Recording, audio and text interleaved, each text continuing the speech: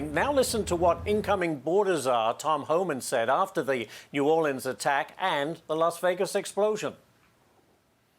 The incoming administration needs to look at insider threat. I mean, insider threat analysis has been put in the back seat by this administration. If we got two people who served in the military that were in, that committed these terrorist acts. We need to really dig down into insider threat in our military, in our federal service, whether it's the FBI, whether it's other agencies, whether it's the military. Insider threat's a big issue. We can't let this go on any further. Former FBI agent Nicole Parker joins me this morning. Nicole, great to have you here. Apparently the suspect Jabbar had made statements on social media. I'm interested to know, he never seemed to kind of turn up on anybody's radar, even though he was talking about ISIS. What are your thoughts on that? You're right. First of all, the FBI claims that they had no knowledge of him prior to this tragic incident. I think it's important. Tom Homan brings up a very, very valid point, insider threats. Having been an FBI special agent, we were trained on insider threats on an annual basis.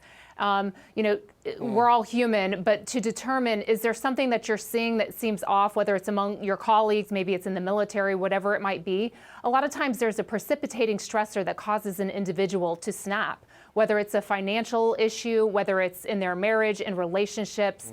And the incidents with New Orleans, clearly this individual was radicalized by ISIS. And usually, not always, but there's leakage. There's some sort of indication that they are off. Their behavior is erratic.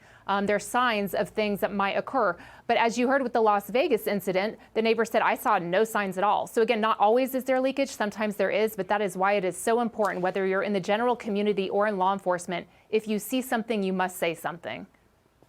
And Nicole, because of the society that we have in the United States that we treasure, it's very hard to ferret out these people. And as you say, it could be a trigger. They snap. That's almost impossible, I would argue, to prevent. Very difficult to prevent. And again, a lot of times these individuals are lone offenders. If they're a more complex, working with ISIS cells, it just is various situations that we're dealing with. But lone offenders are extremely difficult to track. But again, that is why the FBI needs to be on top of social media posts. They need to be on top of the chatter. They need to be on top of everything, because a lot of times there are indications that they're involved in certain activities. And again, if you see something, it needs to be reported to law enforcement. But the key is that law enforcement, if you are receiving a tip, you actually need to act on it. And that's my concern, is that a lot of times the FBI is so focused on the wrong priorities that they may be missing tips that could prevent these types of things from happening. We'll have to leave it there. But Nicole, thank you very much for sharing your expertise with us this morning. Always appreciate it.